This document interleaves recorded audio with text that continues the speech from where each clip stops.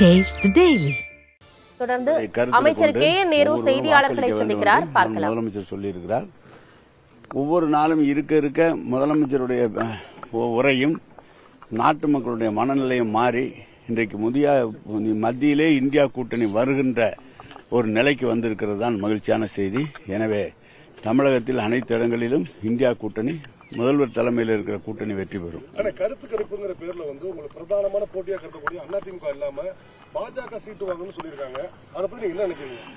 அது அவங்க அண்டா வச்சு மத்திய அரசாங்கம் ஒன்றிய அரசாங்கத்தில் இருக்கிற பவரை வச்சுட்டு செய்யறாங்க.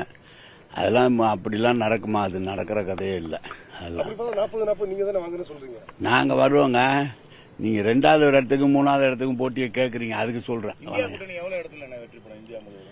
பெரும்பகுதி ஆட்சி அமைக்கக்கூடிய அளவுக்கு பெரும்பான்மை பெற்றுவிடும். திருச்சியை பொறுத்த வரைக்கும் அவர் வைகோவுடைய மகன், இன்னொரு பெரம்பலூர்ல உங்களுடைய மகன். இந்த தேர்தலை எப்படி பாக்குறீங்க? எப்பவுமே திமுக தானுங்களே, அதுல என்ன இருக்கு? இதுல ஒன்னும் ஸ்பெஷல்லாம் இல்ல. எங்க பையன்லாம் இன்னொருத்தர் இல்ல.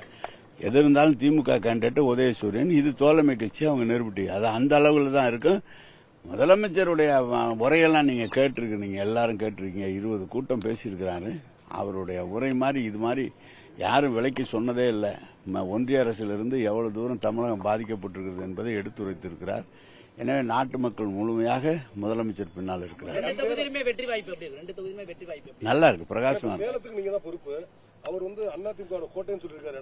திருச்சியில் தில்லைநகர் மக்கள் மன்றம் வாக்குச்சாவடி மையத்தில் அமைச்சர் KN நேரு வாக்களித்திருக்கிறார். தொடர்ந்து செய்தியாளர்களை சந்தித்தார். அப்போது தமிழகத்தில் அனைத்து இடங்களிலும் இந்தியா கூட்டணி வெற்றி பெறும் என பேசியிருக்கிறார்.